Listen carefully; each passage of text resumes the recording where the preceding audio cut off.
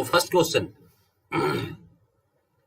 if a heat engine produces net work output by exchanging heat with only one reservoir, then the heat engine will be PMM1, PMM2, PMM3 and none of the above. तो आप इसका right answer देंगे अभी जल्दी से right answer देखते हैं कितनों का ठीक होता है। और फिर से बताऊंगा कि 15 क्वेश्चन है तो 15 में से आपने बताना है कि आपके कितने ठीक हुए हैं। 15 क्वेश्चन में से आपका देखना है कि कितने ठीक हुए हैं। समीर जी ए कह रहे हैं और मयंक गुप्ता बी कह रहे हैं और शेरयास PMM2 मतलब बी ऑप्शन। और कोई?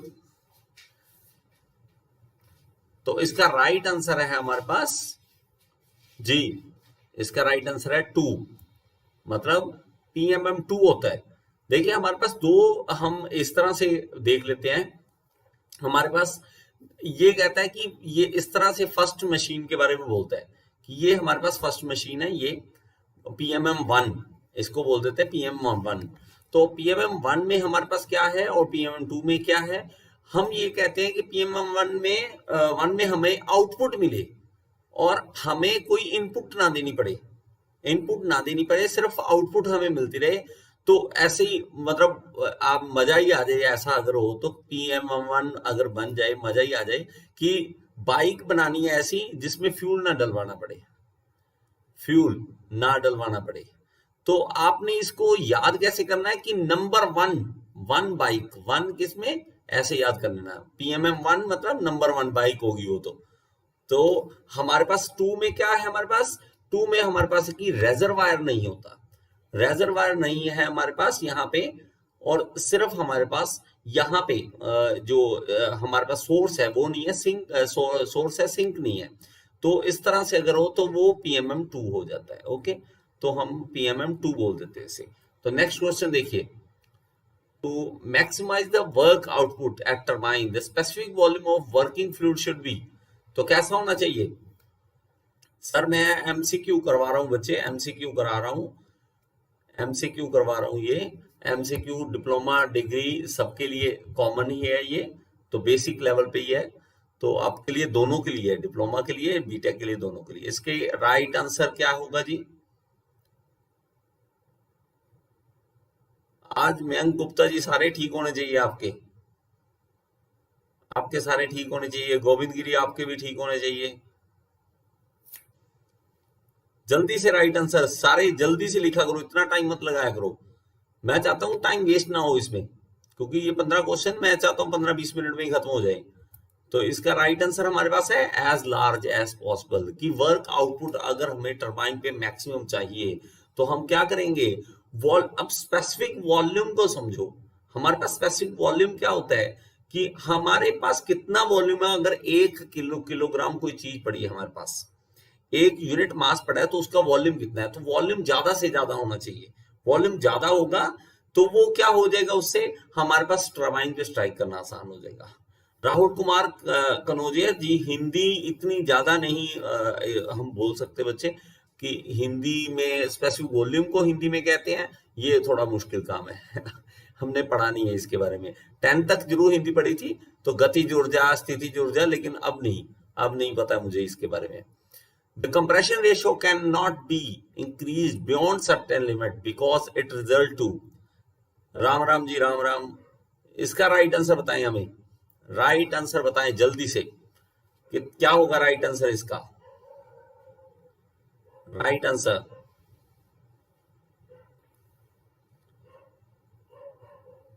जल्दी।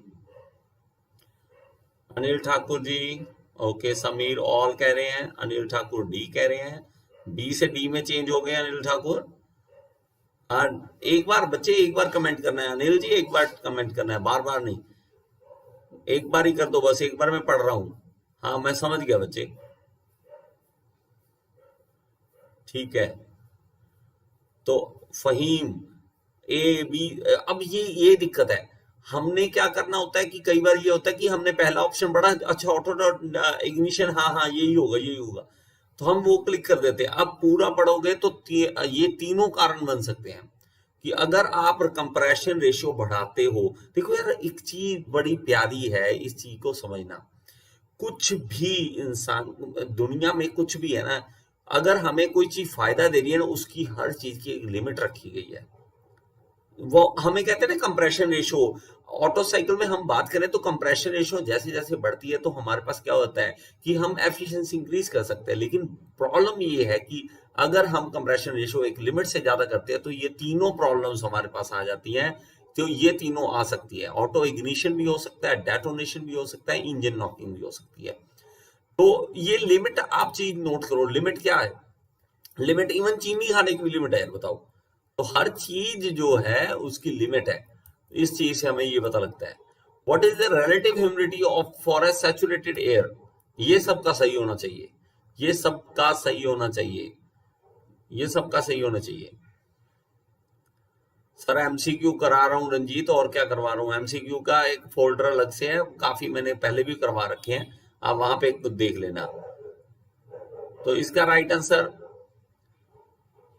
जी, इसका राइट आंसर सबको पता होना चाहिए जी। इसका राइट आंसर है 100%। रिलेटिव ह्यूमिडिटी, अब फिर से बताऊं रिलेटिव ह्यूमिडिटी क्या है। आप रिलेशन देख रहे हो कि हमारे पास मैक्सिमम कितनी आ सकती है, अभी कितनी है। अगर मैं किसी, मान लो बैग है मेरे पास, बैग में मैं कपड़े डाल देता हूं और मैं कहता हूं कि इसमें मैक्सिमम कितने कपड़े डाल सकते हैं और अभी कितने हैं, समझ रहे हो। अभी मैंने थोड़ा सा आधा आधा भरा है तो मैं कहता हूँ यार बहुत है, आप कहते हो नहीं यार अभी भी बैग में जगह और भर दे, तो वो हम देखते हैं कैपेसिटी एक तरह। इसी तरह रिलेटिव ह्यूमिडिटी होती है कि कितना इसके में पानी है और कितना मैक्सिमम आ सकता है, तो उसको कहते हैं।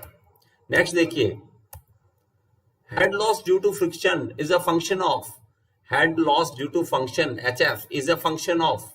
तो ये राइट आंसर मुझे बताइए, इसका राइट आंसर जल्दी, थोड़ी सी स्पीड।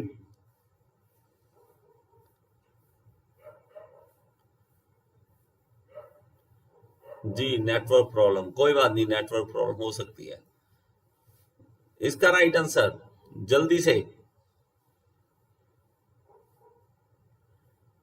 जी सर, हम प्लेलिस्ट में डाले हुए हैं सारे।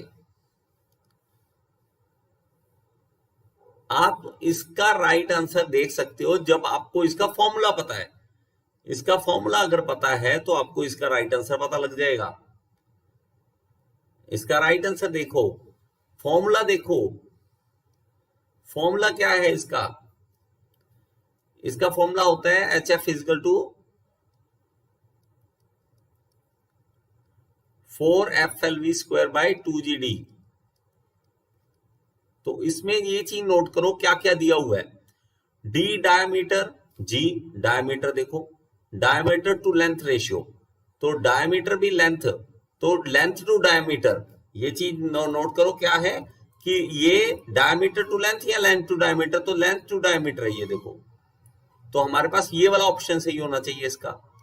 और इसमें हमारे पास क्या है, ठीक है, इसमें हमारे पास क्या है 3 डायमीटर टू लेंथ रेशियो, तो इसका हमारे पास ये देखो 135, तो ये हमारे पास लेंथ टू डायमीटर, ये वाला डायमीटर टू लेंथ की बजाय लेंथ टू डायमीटर।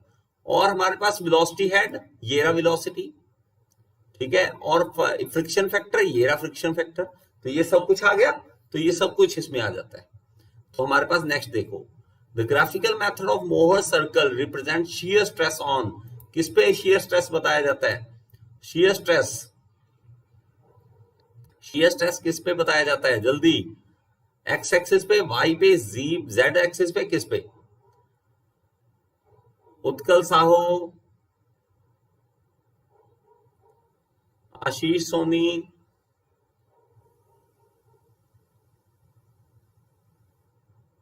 तो इसका राइट आंसर क्या होगा। जी समीर आपका ठीक है।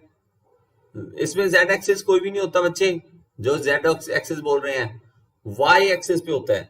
जब आप इसको ग्राफिकल मेथड में बनाते हो ना, तो हमारे पास ये देखो इस तरह से एक लाइन बनती है। जब हम सर्कल बनाते हैं तो सर्कल बनाने के बाद हमारे पास जो सर्कल बनेगा, सॉरी यहाँ पे मैं रब कर सकता हूँ इसे, ऐसे बनेगा बच्चे, एक्चुअली सर्कल यहाँ पे ऐसे बनेगा और सेंटर से यहां से एक लाइन जाती है ऊपर की ओर, यहां से जाती है, तो ये सर्कल नहीं है, वो बाहर वाला सर्कल आएगा। तो ये एक्सिस पे जो जाती है वाई एक्सिस पे, वो हमारे पास शियर स्ट्रेस शो करता है, शियर स्ट्रेस शो करता है। Next, which theory gives satisfactory result for brittle material? Brittle material के लिए कौन सी थ्योरी होगी, कौन सी थ्योरी होगी, बताइए जल्दी, इसका बताइए हमें, इसका क्या होगा right answer?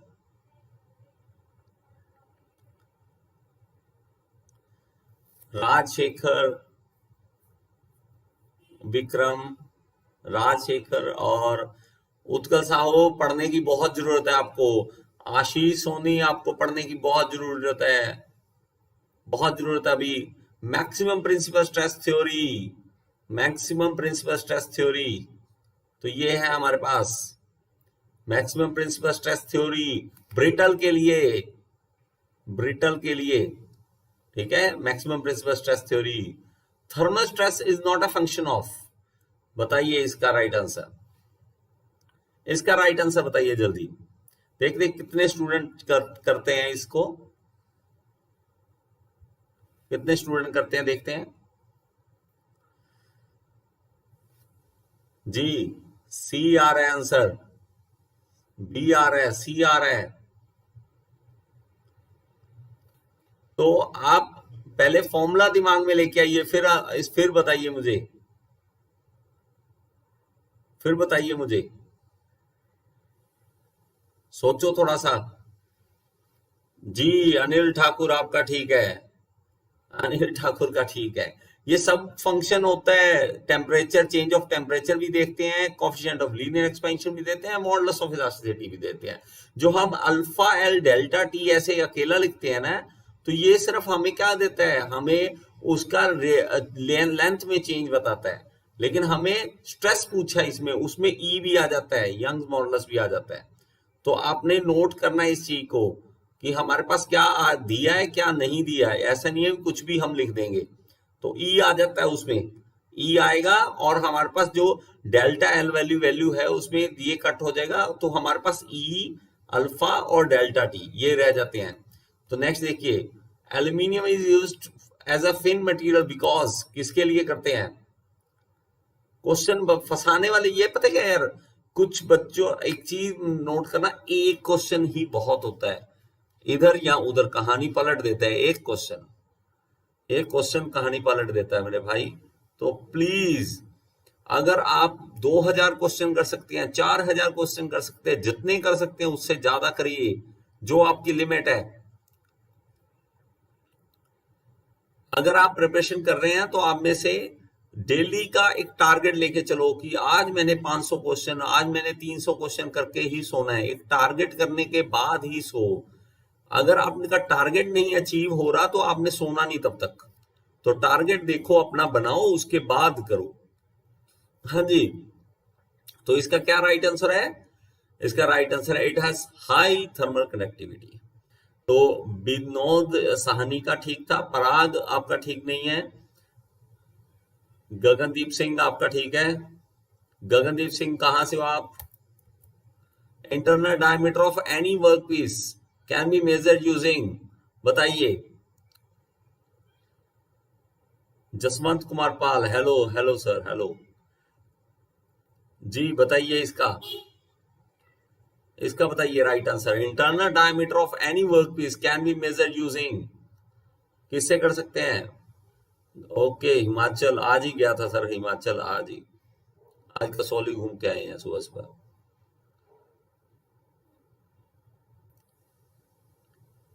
O great, Hamirpur ji, all the best, आप सबका एग्जाम क्लियर हो।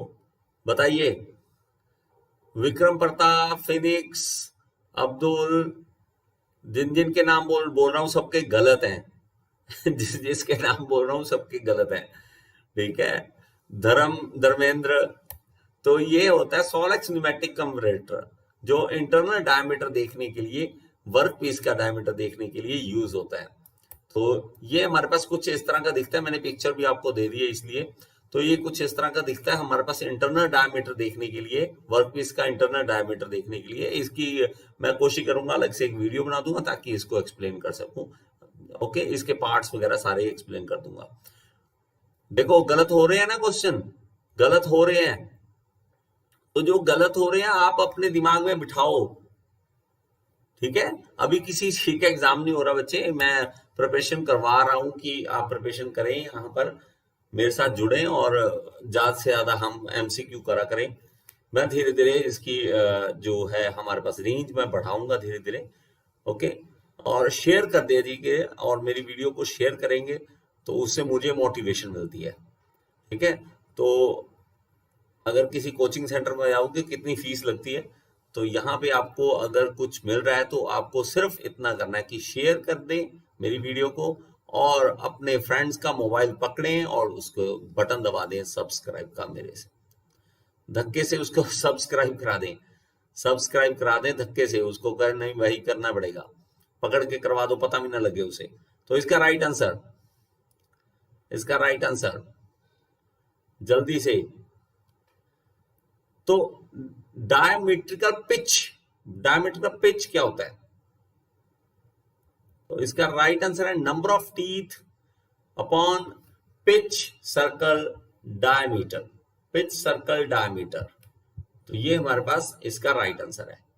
तो आपने इस चीज को नोट करना है कि ये बनाते कैसे हैं, डायमीटर का पिच होती क्या है। अगर मैं इस तरह से एक सर्कल बना दूं कि मेरे पास यहाँ पे टीथ है, तो डायमीट्रिकल पिच क्या होगा कि यहाँ पे टीथ है, ये देखो यहाँ पे टीथ है, तो ये हमारे पास यहाँ से हमारे पास पिच है, एक पॉइंट से दूसरे पॉइंट की डायमीट्रिकल पिच चाहिए।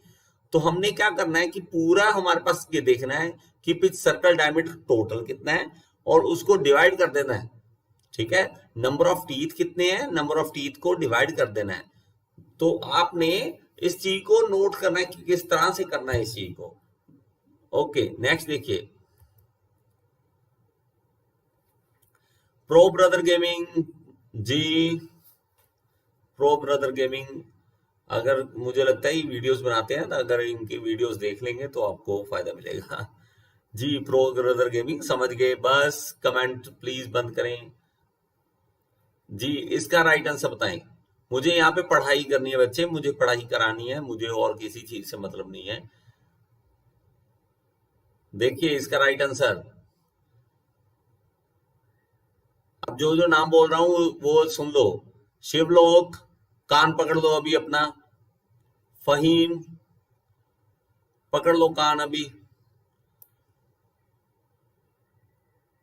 आशीष सोनी आप भी पकड़ लो, आप मुर्गे बन सकते हो, मुर्गा बनना पड़ेगा।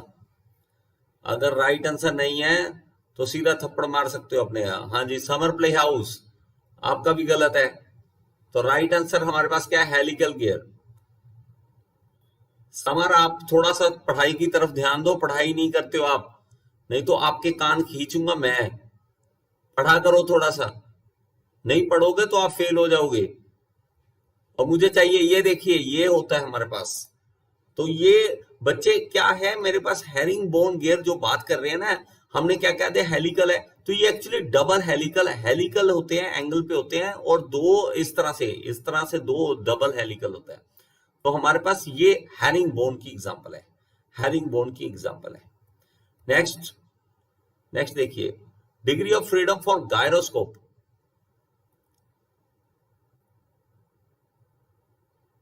ये बच्चे मे बी इमेज मैंने देखनी है, इमेज मैं देख लूंगा एक बार कौन सी है, लेकिन हमारे पास डबल हेलिकल होता है। ये इमेज देखनी है मुझे, इमेज क्या है, लेकिन ये डबल हेलिकल होता है हमारे पास, डबल हेलिकल होता है। तो नेक्स्ट, इसका राइट आंसर बताएं, इसका राइट आंसर बताएं, इसका राइट आंसर क्या होगा जी, जल्दी। Degree of freedom for gyroscope rotor जी, इसका तो सही होना चाहिए सबका। नंबर सी, 3 होते हैं इसके, 3। गगनदीप सही नहीं है।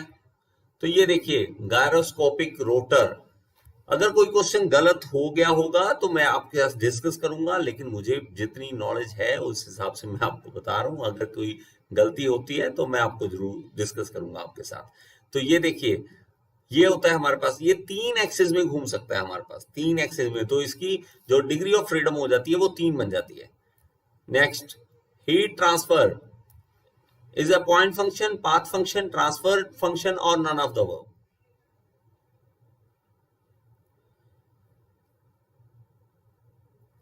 जी, इसका बताएं। देखिए, डिग्री ऑफ फ्रीडम बच्चे हमें क्या कर देते हैं कि वो कितना मूव कर सकता है, कि किस तरह मूव कर सकता है वो। देखो, हमारे पास कोई भी पॉइंट है, मान लो मैं एक मक्खी की बात कर रहा हूं, ठीक है, मक्खी की बात कर रहा हूं। मक्खी ना ऐसे भी जा सकती है अपने रास्ते से, इधर भी जा सकती है, और ऐसे जेड में भी जा सकती है ना। वो ऐसे घूम भी सकती है, वो ऐसे भी घूम सकती है, और ऐसे भी घूम सकती है। तो 6 उसके डिग्री ऑफ फ्रीडम बन जाते हैं, 6। तो हमारे पास इसमें क्या है, इसमें 3 एक्सिस पे घूम सकता है वो, तो इसलिए वो हमारे पास डिग्री ऑफ फ्रीडम 3 बन रहा है उसका। तो जसवंत कुमार पाल, पढ़ना स्टार्ट करो। तो is a path function, Faheem आपका ठीक है जी, it's a path function. Path function है ये, कौन से पाथ से है, वो इसे वर्क भी और हीट ट्रांसफर भी, दोनों पाथ फंक्शन होते हैं, दोनों पाथ फंक्शन होते हैं। नेक्स्ट देखिए, the angle between side cutting edge and end cutting edge is called edge. तो बताइए ये, इसका राइट आंसर बताइए मुझे, इसका राइट आंसर क्या होगा? इसका राइट आंसर,